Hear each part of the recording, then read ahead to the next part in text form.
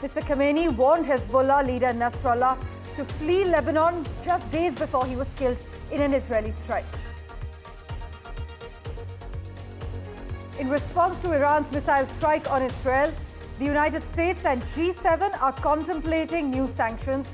US President Joe Biden discussed the situation with the G7 leaders. As tensions soared across West Asia after Iran's missile barrage on Israel, which threatened retaliation, External Affairs Minister Dr. S. Jaishankar has met US Secretary of State Antony Blinken and National Security Advisor Jake Sullivan in Washington, D.C. And India, while calling for restraint by all concerned and protection of civilians, advised all its nationals to avoid all non-essential travel to Iran. Israel's foreign minister has said that he was barring UN Secretary General Antonio Guterres from entering the country because he had not unequivocally condemned Iran's missile attack on Israel.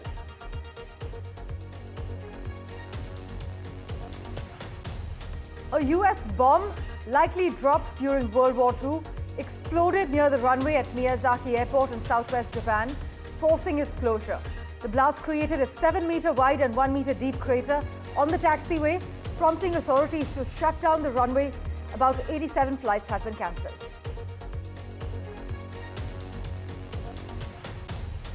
The startup behind ChatGPT, which is reportedly planning to become a for-profit business, is now valued on par with Uber.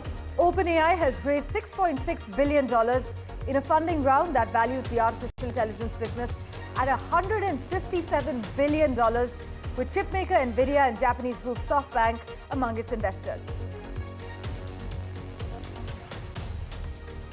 Toyota invested another $500 million into a US air taxi firm, California-based Joby Aviation, which plans to build electric vehicles, vertical takeoff and landing aircraft capable of carrying 4 passengers for short intercity journeys, and hopes to have a commercial service running next year.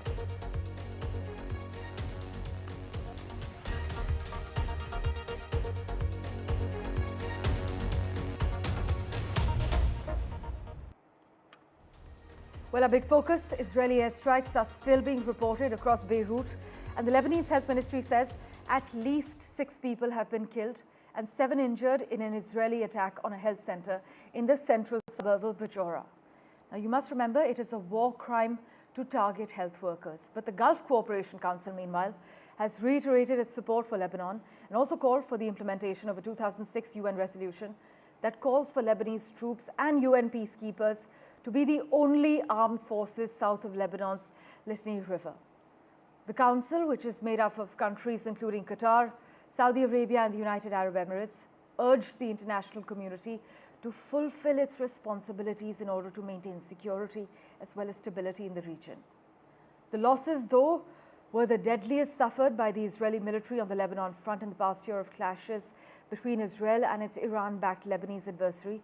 But the Israeli military says regular infantry and armored units were joining its ground operations in Lebanon just a day after Israel was attacked by Iran in a missile strike that raised concerns that the oil-producing Middle East could be caught in a wider conflict. And according to a report, by the way, Iran's supreme leader, Ayatollah Ali Khamenei, warned Hezbollah leader Nasrallah to flee Lebanon just days before he was killed in an Israeli strike. My colleague Trent Murray joins us from Tel Aviv with the latest updates.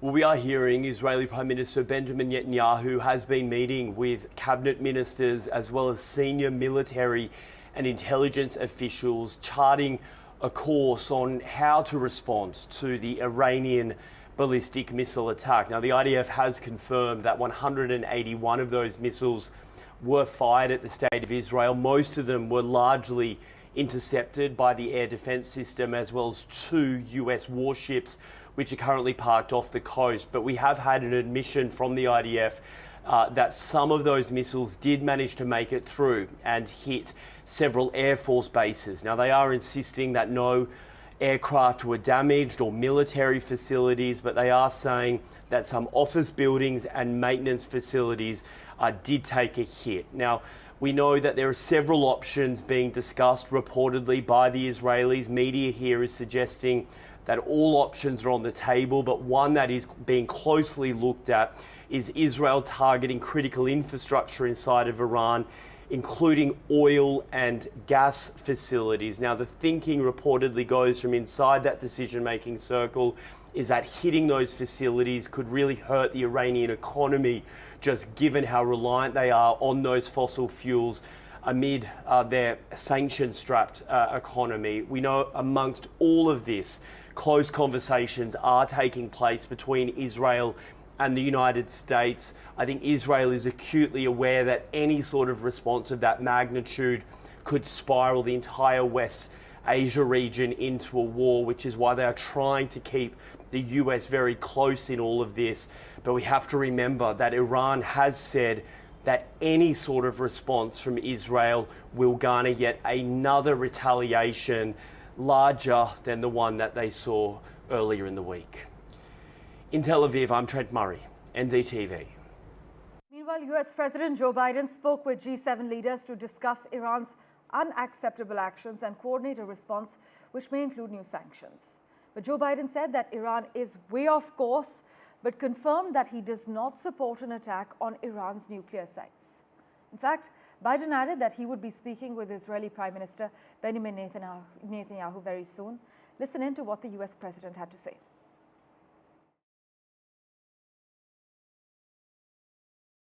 We'll be discussing with the Israelis what they're going to do, but all 7 of us agree that they have a right to respond.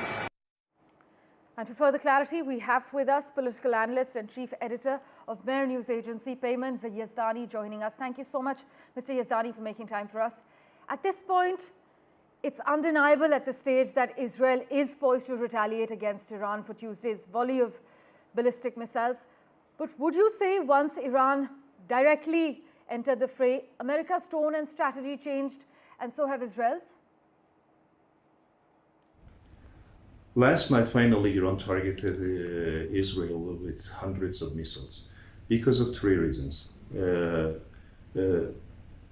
As you know, a couple of months ago, contrary to all international norms and regulations, Israel assassinated Iran's guest Ismail Haniyeh in Tehran and violated Iran's sovereignty. And the second, last week, they assassinated Iran's closest ally in the region, Said Hassan Nasrallah, and also in a cyber terrorist attack, they once again wounded another Iranian diplomat in Beirut, I mean the Iranian ambassador to Beirut, against all international norms, and also assassinated Iranian advisory top military man in the country. All these were the reasons that Iran once again decided to punish Israel. And yes, it can be interpreted as Iran's support to Hezbollah, to Palestinian people, and also defending its nationals and sovereignty.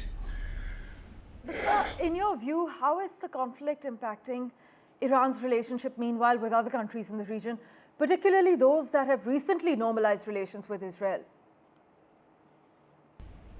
The effect of this attack on Iran relation and its neighboring countries that have normalized ties with the Israeli regime, it is noteworthy that despite Iran has criticized the countries in the region who have normalized their ties with Israel, but at the same time, Iran believes and have announced that as far as their lands and their soils are not used against Iran's national interest, there is no problem in the relation with those countries. Not only there is no problem, but also Iran has announced, especially the Iran's new government has announced that boosting relations with neighbors is on top agenda of Iran's foreign policy. And you know, today Iranian president left Tehran to Doha, and during his visit to Doha, several agreements will be signed between Iran and Qatar. But then do you see United States going after Iran and imposing more sanctions, as we're hearing as per reports, and prevent it from taking on Israel? Yes, I'm sure.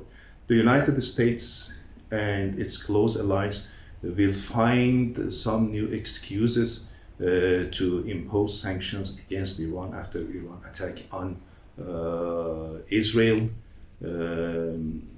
They are addicted to that. This is the history shows this, and Iranian officials have announced this. And Iranian nation and government are used to these kind of hypocritical acts. Well, there remains the danger that wider wars, once begun, take years to put back in the box, and the presence of nuclear weapons, ballistic missiles, and an instinct to escalate creates a particularly toxic brew. But thank you so much, Mr. Yazdani, for joining us with your perspective. Meanwhile, Israel's foreign minister has declared United Nations Secretary General Antonio Guterres persona non grata and barred him from entering the country. Israel's foreign minister, Mr. Katz, accused Guterres of failing to unequivocally condemn Iran's missile attack on Israel, and Israel has persistently complained over the UN's approach throughout its year-long war in Gaza. Meanwhile, what kinds of weapons did Iran use to strike Israel on Tuesday night? Iran does have an arsenal of ballistic and cruise missiles and drones, which have been used in the recent past to target Israel. It's believed, as we have been reporting, that nearly 200 ballistic missiles were fired by Iran on Tuesday night. But let's just focus on that for a moment with Vishnu Shom.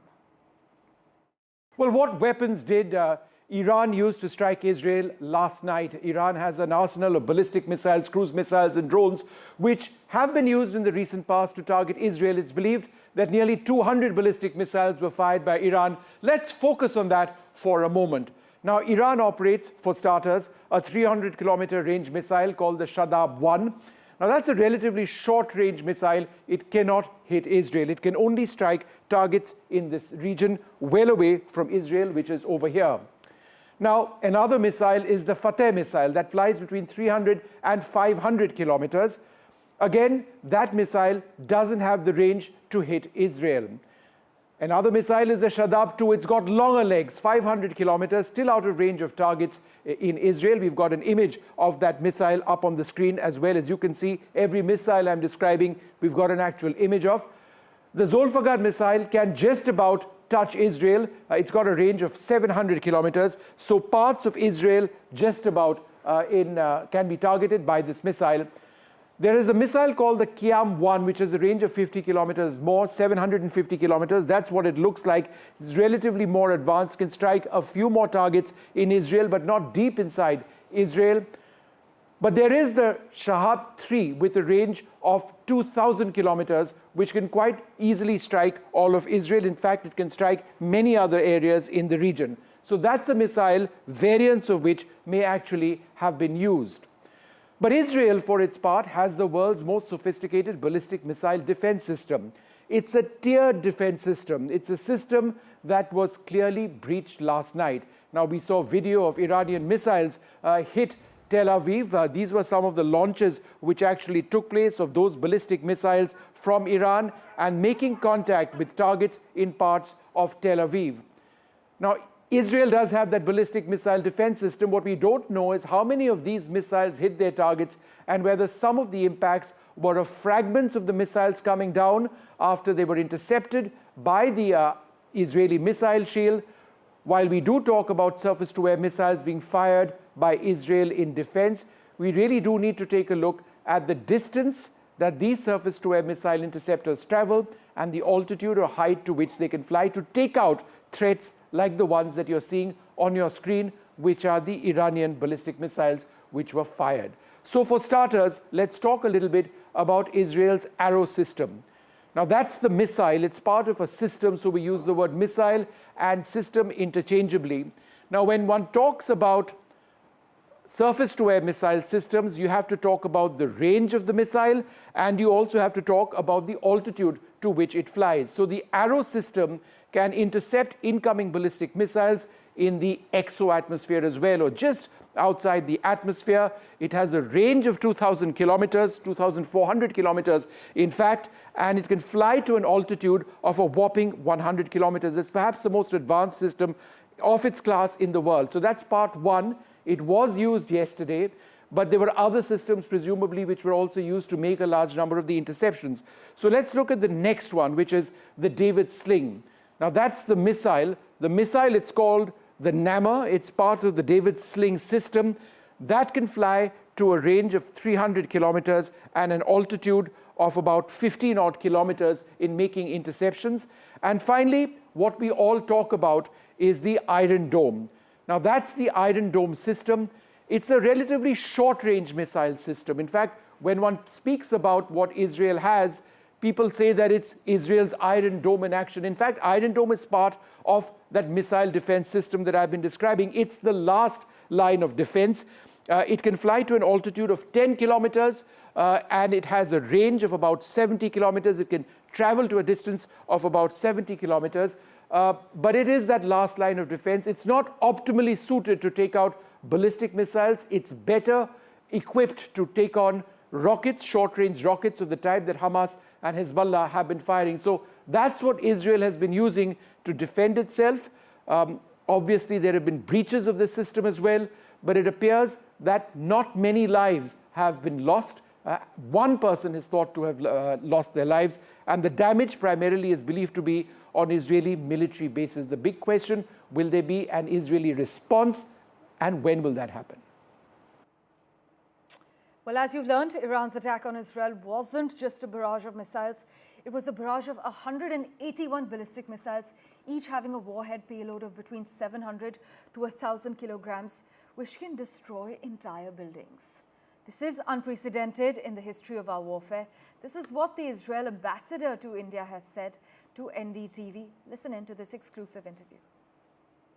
The war in West Asia now is at a critical juncture. We're joined by a very special guest, Reuven Azar, the Israeli envoy to New Delhi. Thank you very much, sir, for being with us. Thank you, Vishnu. It does seem that despite the intensity of the attacks by Iran last night, they were calibrated in the sense that populated areas of Tel Aviv were not struck, fortunately. Does that imply that Israel's response, when it does come, will also be calibrated? I wouldn't imply that, Vishnu, and that's the result of the attack. By the way, it wasn't just a barrage of missiles; it's a barrage of 181 ballistic missiles, with each one with a payload between 700 to 1,000 kilograms that is capable of destroying an entire building. Okay, this is unprecedented in the history of warfare. Fortunately, because of the fact that we have the best defense system in the world, we have managed to thwart it, and the only missiles that have actually hit were the ones that hit in open areas, because usually we do not target those, okay? So this is a very serious situation, and this is not the first time this is coming from Iran. Now, the Iranians, well, actually, it's not the Iranian people. We don't have nothing against them. It's this regime, this radical regime, has been trying every possible way to destroy the state of Israel. They have stated publicly that they want to destroy the state of Israel. They've been financing for the last 30 years all these terrorist groups with billions and billions of dollars on the account of their own, taking this money from their own people. And they are failing. We are determined to defend ourselves. We are not going to allow this regime to threaten the state of Israel. Ambassador, what was the damage last night? Well, I'm just quoting the spokesperson of the IDF. The IDF doesn't give wrong information. Right. The right information is that, fortunately, we haven't seen damage out of this barrage because we have defended ourselves against it. Unfortunately, there was a tragic loss of life of a Palestinian from a Gaza origin that has been hit by a missile in the Jericho area, and he lost his life, unfortunately. He was murdered by this missile. But besides that, we didn't see any major damage caused. Meanwhile, Israelis were photographed taking photos and climbing on the remains of an Iranian missile that was intercepted by Israel. Iran launched at least 180 missiles, as we've been saying, into Israel, the latest in a series of rapidly escalating attacks between Israel and Iran and its Arab allies that threatens to push the Middle East closer to a region-wide war.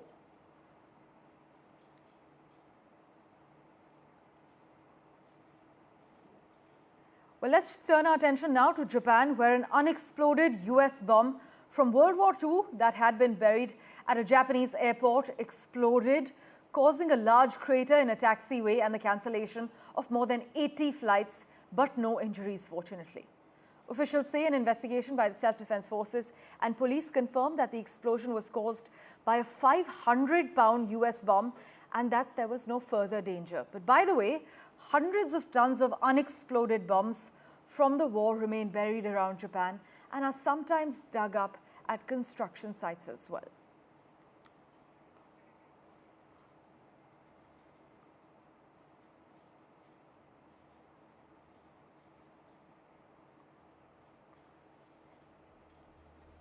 Well, news and updates continue in a moment, right after this very short break. Don't go anywhere.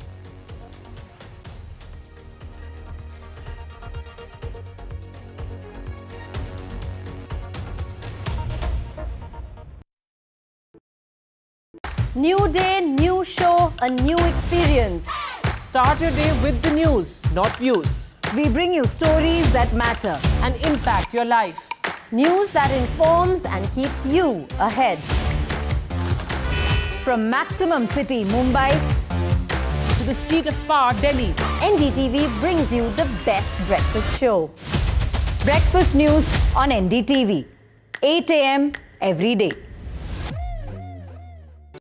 Stay informed and entertained with the new and updated NDTV News app. You can watch all our channels live, listen to podcasts, read breaking and exclusive news from around the world and more. Download the NDTV app today and get access to the best journalism and storytelling on your smartphone or tablet. The NDTV app. News that matters to you.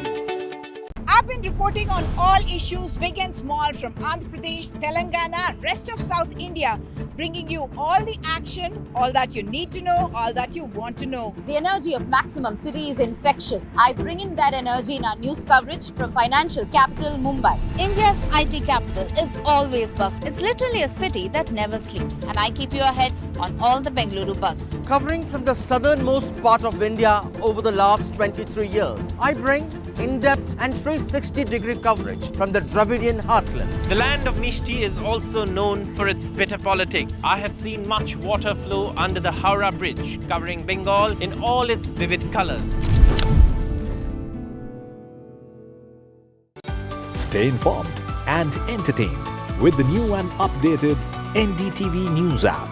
You can watch all our channels live, listen to podcasts, read breaking and exclusive news from around the world and more. Download the NDTV app today and get access to the best journalism and storytelling on your smartphone or tablet. The NDTV app. News that matters to you.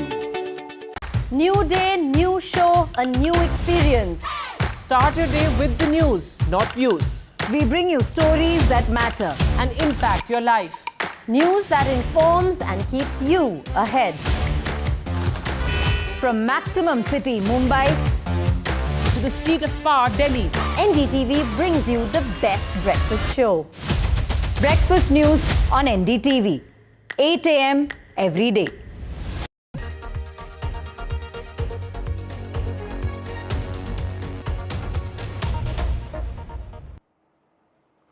OpenAI, the maker of ChatGPT, has raised $6.6 billion in its latest funding round as investors, including its early backer Microsoft, continue to bet big on artificial intelligence.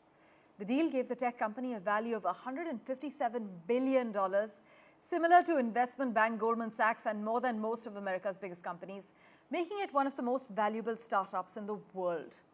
The influx comes as the company has been in the spotlight, in part for internal leadership drama and debate over its future status.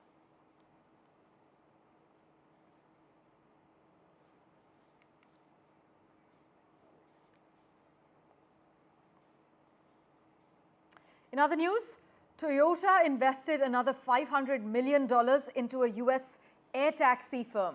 A California-based company plans to build electrical vertical takeoff and landing aircraft capable of carrying 4 passengers for short intercity journeys and hopes to have a commercial service running next year. In fact, Toyota invested another $500 million into this California-based company. They say that they are hopeful to start commercial services in 2025.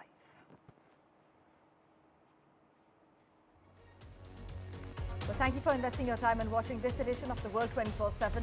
We'll keep tracking the latest updates for you. Do stay tuned.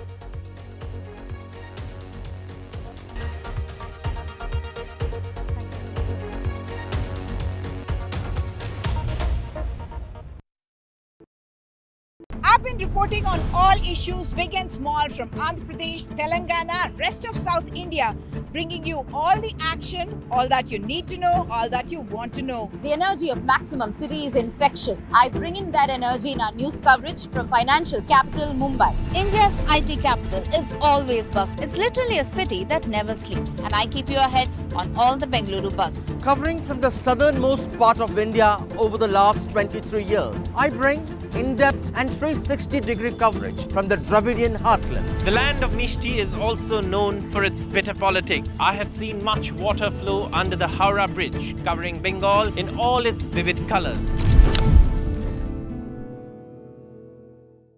New day, new show, a new experience. Start your day with the news, not views. We bring you stories that matter and impact your life. News that informs and keeps you ahead. From Maximum City, Mumbai, to the seat of power, Delhi, NDTV brings you the best breakfast show. Breakfast news on NDTV, 8 a.m. every day. Stay informed and entertained with the new and updated NDTV News app. You can watch all our channels live, listen to podcasts, read breaking and exclusive news from around the world and more. Download the NDTV app today and get access to the best journalism and storytelling on your smartphone or tablet. The NDTV app. News that matters to you. I've been reporting on all issues big and small from Andhra Pradesh, Telangana, rest of South India, bringing you all the action, all that you need to know, all that you want to know. The energy of Maximum City is infectious. I bring in that energy in our news coverage from financial capital Mumbai. India's IT capital is always buzz. It's literally a city that never sleeps. And I keep you ahead on all the Bengaluru buzz. Covering from the southernmost part of India over the last 23 years, I bring in-depth and 360-degree coverage from the Dravidian heartland. The land of Mishti is also known for its bitter politics. I have seen much water flow under the Howrah Bridge, covering Bengal in all its vivid colors. Stay informed and entertained with the new and updated NDTV News app. You can watch all our channels live, listen to podcasts, read breaking and exclusive news from around the world and more. Download the NDTV app today and get access to the best journalism and storytelling on your smartphone or tablet. The NDTV app. News that matters to you. New day, new show, a new experience. Start your day with the news, not views. We bring you stories that matter and impact your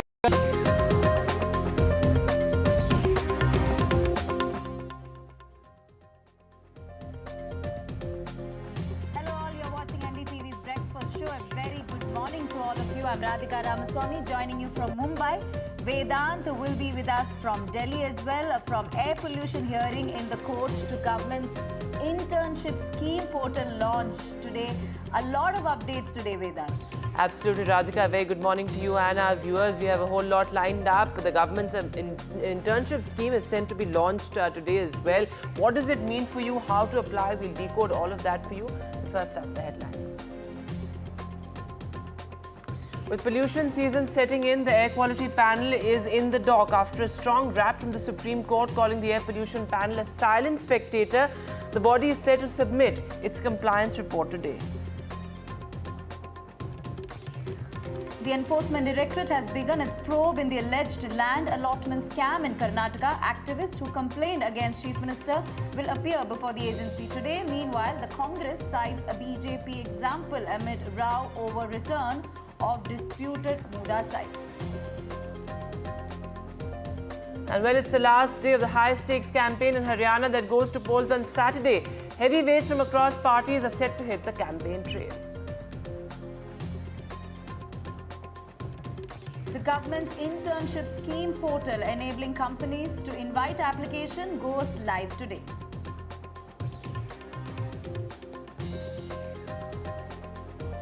West Asia on the precipice, multiple fronts now in what is a full-blown war-like situation. Israel's latest offensive on Beirut has killed 6 people.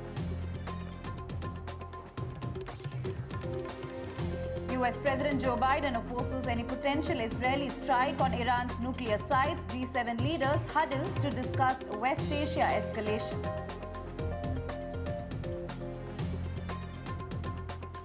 The Women's T20 World Cup begins today. India set to take on New Zealand tomorrow.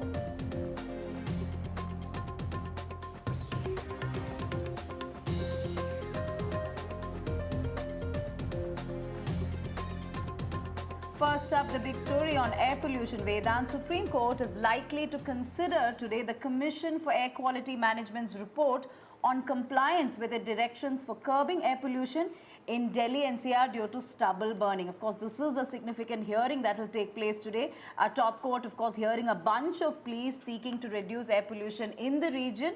Now, hearing holds importance as the top court had earlier rapped the agency, which is the CAQM, over its failure to curb air pollution in Delhi due to crop residue burning in the neighboring states, and also saying that it needs to be more active in its approach. So Vedant, as far as national capital is concerned, it's going to be grueling a few months as the winter is approaching.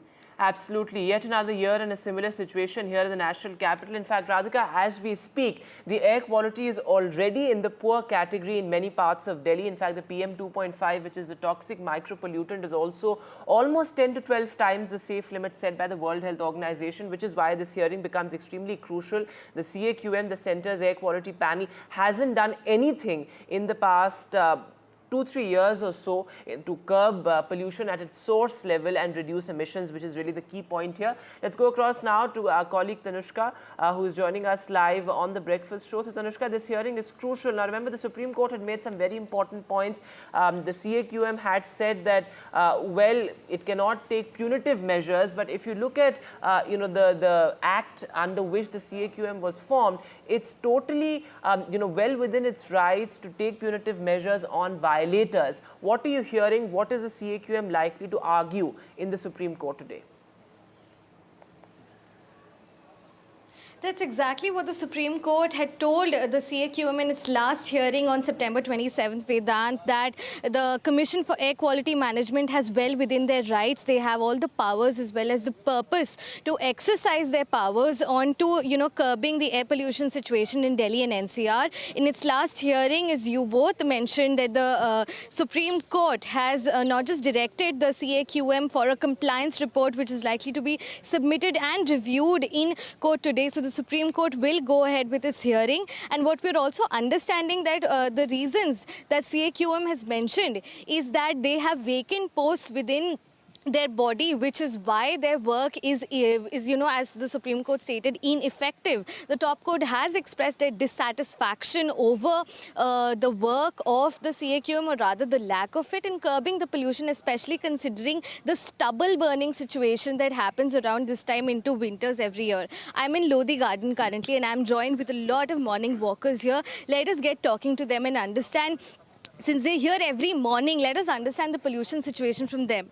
Ma'am, what is your name, and how often, do you feel year after year this happens in Delhi? What is your understanding of the pollution